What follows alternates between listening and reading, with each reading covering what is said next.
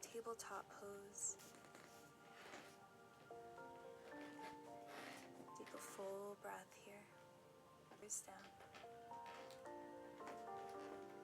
There are seasons in life that feel like fog. Not quite darkness, not light either. Just this heavy stillness. Like you're moving through water, slow and tired. And even the smallest thing, getting out of bed, brushing your hair, eating something nourishing, feels like climbing a mountain with no summit in sight. That's where I've been. Not just for a week or two, but for what feels like years. A quiet grief, a subtle numbness. Dreams that once lit up my chest now weigh me down like unfulfilled promises. And in this strange place between longing and resignation, I started wondering if I was just broken. If maybe I had missed my chance. If the world was spinning forward while I stayed stuck, breathless on the side. But here's something I'm starting to learn. We are not meant to bloom all the time. Even the most radiant flower must first sit quietly underground.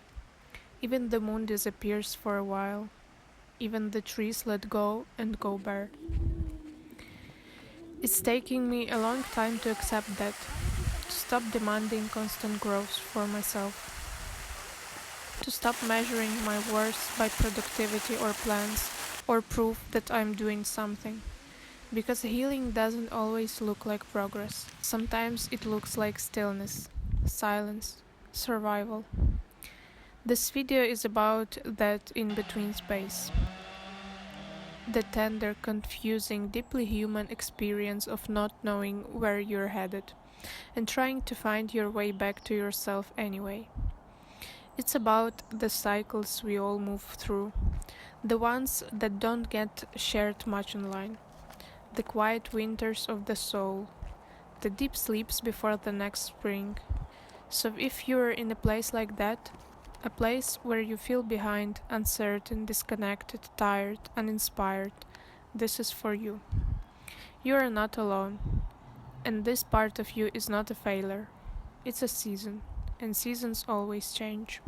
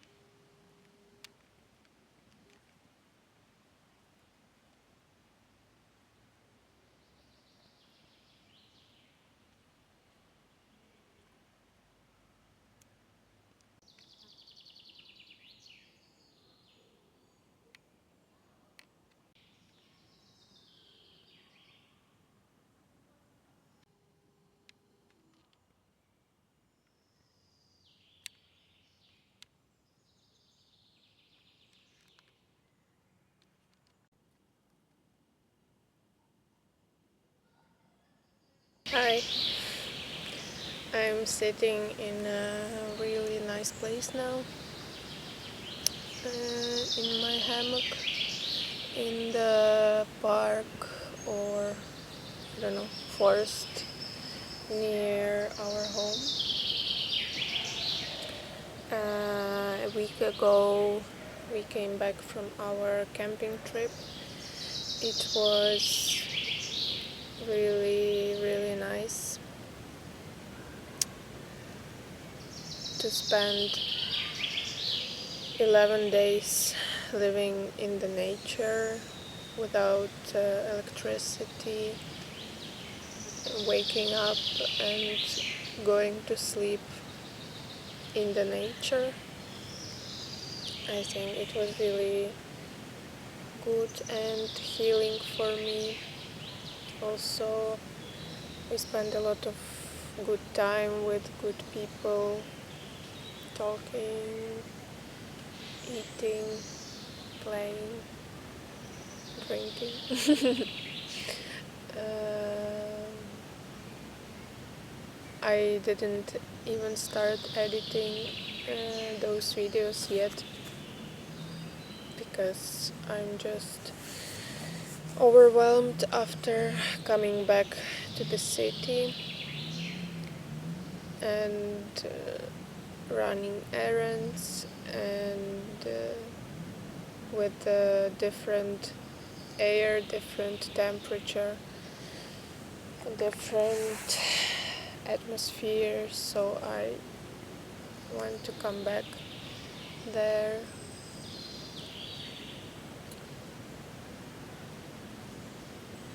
Also, I really understand that I need to live close to the nature,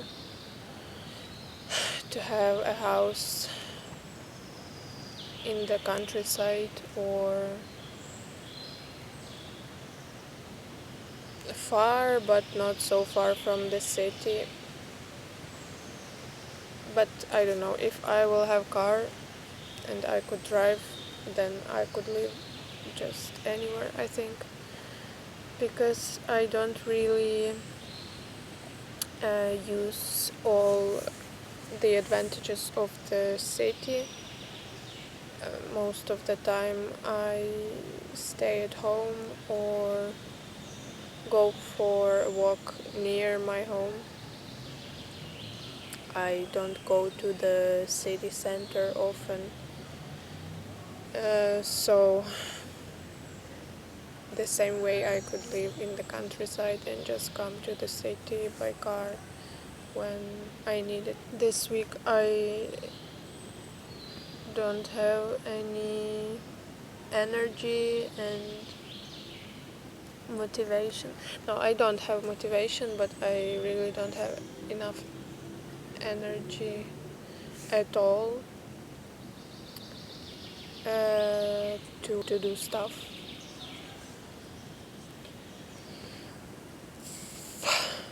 The air here is very clear and it's 30 degrees here, but in this forest it feels like 20, I think. It's a bit humid, but cold humid, and it feels really good, and also wind is a bit cold. I'm doing a lot of mental work now, I think. I went to therapy this week, and it was really revealing, and I understood the thing that I couldn't for a lot of years, and it was a big revelation for me, and a sense of ease and deeper understanding of myself. So I think after that I'm integrating this into my body, and I think it takes a lot of my energy. But now is the moment in my therapy when I really can see all the work that I have done all these years, and I see grown version of myself, and I see my strength and power and understanding that I am powerful and I can help myself and I can give and create safety for myself, and it's really healing for me, and I'm really thankful for that to myself and to my therapist, because she is really awesome. In this book, it's called The Perfectionist's Guide to Losing Control, and I can't say how much I am grateful for this book enough, because I don't know, I think it's the best psychological book ever. It's really healing, it's really good written, it's about everything and everyone, I think. Maybe I will make a video about it, because I really see how it changes me. Not every book can do that, because I see how I read a book and I just forget what was in it. But this book is written in a way that is therapeutical and healing, and those texts really integrate into my body, and I really feel the influence of this book, the good influence on myself. Every time I come here, I take a lot of things with me. A bottle of water, something to eat, a book, a notebook, some pencils, colored markers, a hammock, even a cushion, a tablet, a lot of things. And when I come here, I'm really exhausted because I took so many things.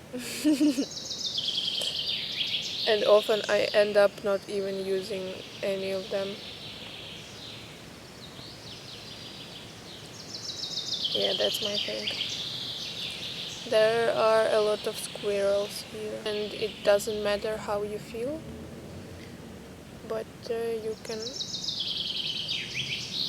in every state, mindset, you can always have a good day, a good week,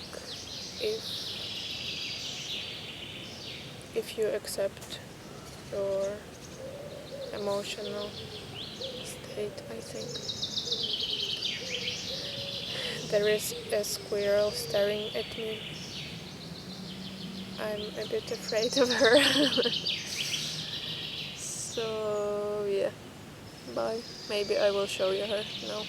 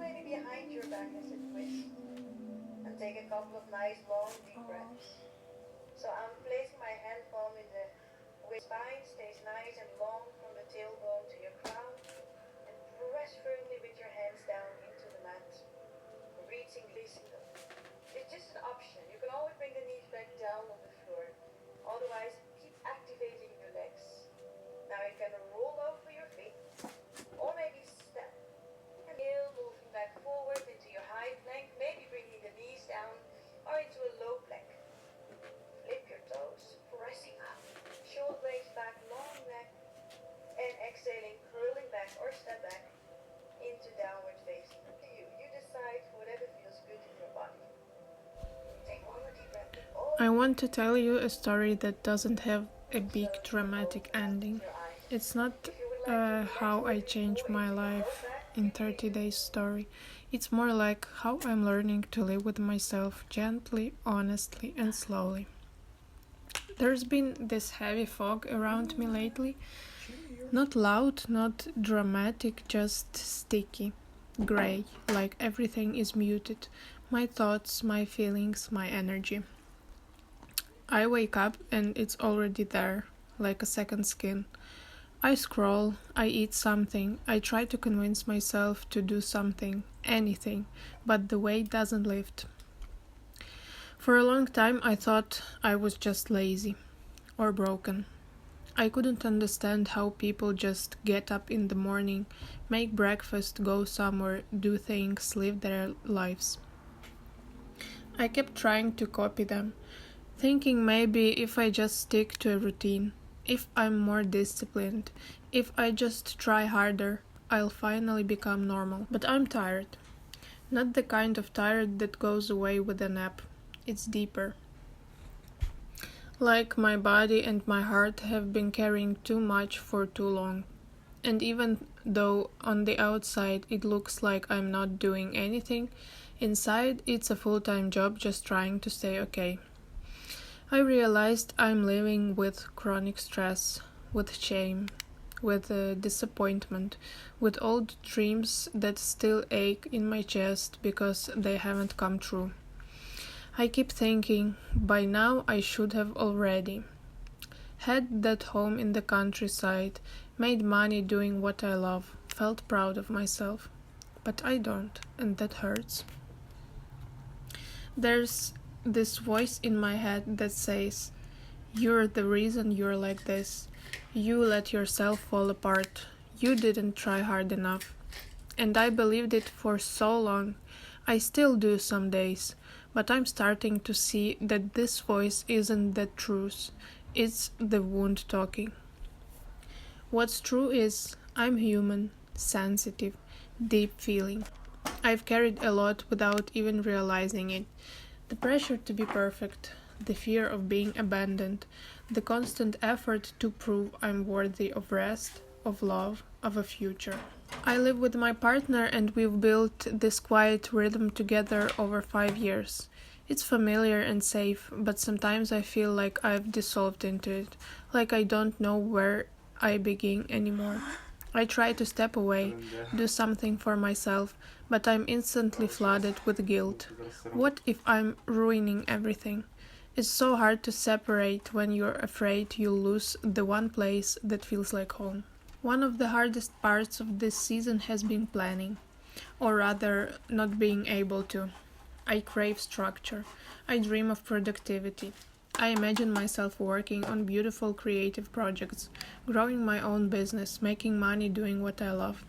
But when I sit down to plan, I freeze. My brain floods with what ifs. What if I can't follow through? What if I fail again? What if I just end up disappointed? And here's the bravest truth. I've stopped trusting myself.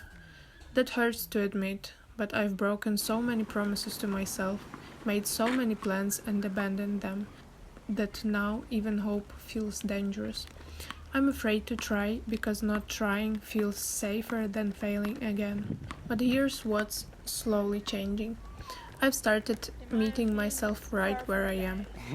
Not where I think I should be, not where I used to be, just here, right now.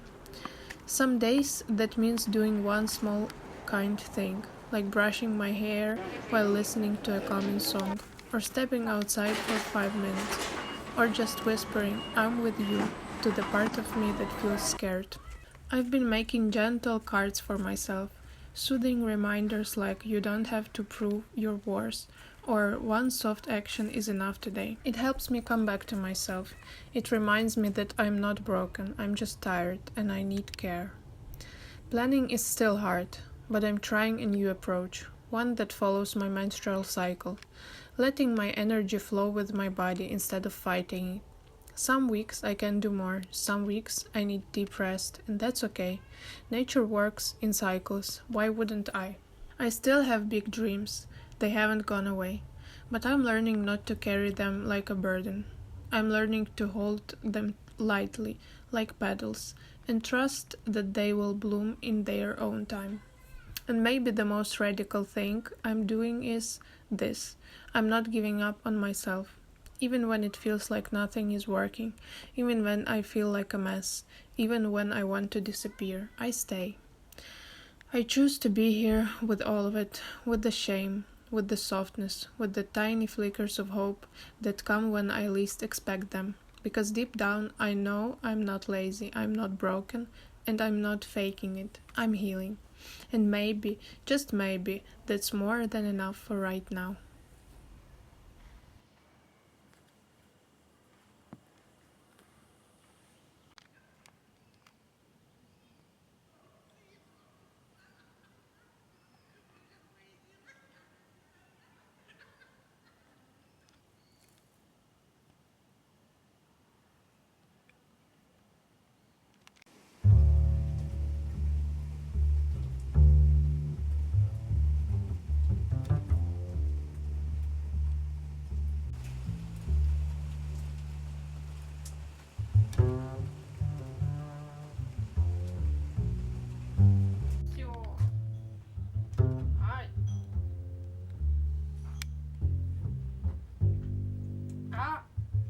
Блін, дуже гарно виходить. Ау!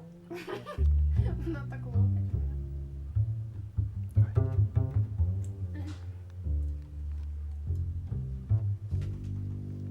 А! А!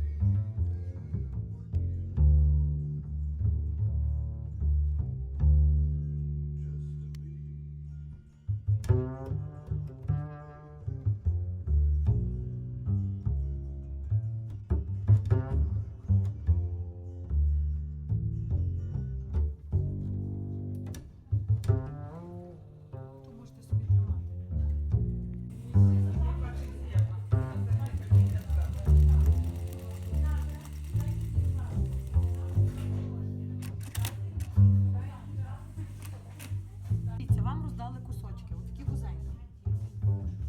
Це в мене такі вся. Неправильно? Так. А що ви неправильно? Скажіть.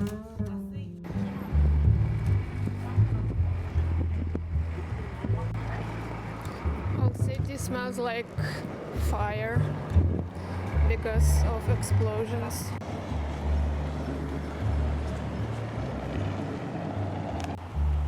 It is the second day of my sewing course.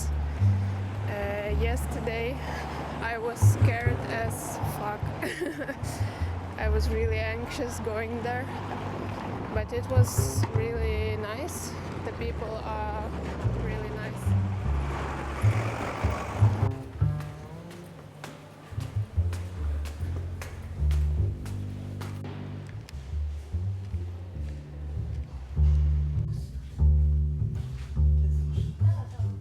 Але не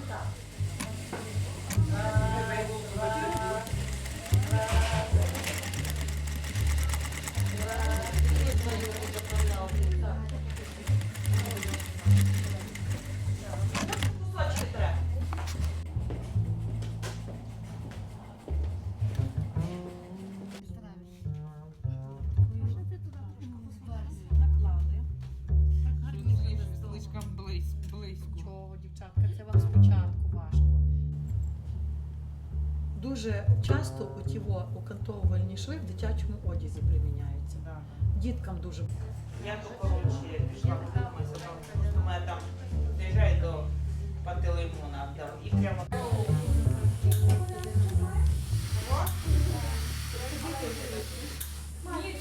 Шуф, він каже, я не знаю, як я його каже, так і не розпустив. Стянула тут, метод, знаєш, маленький. Я йому кажу, наверняка.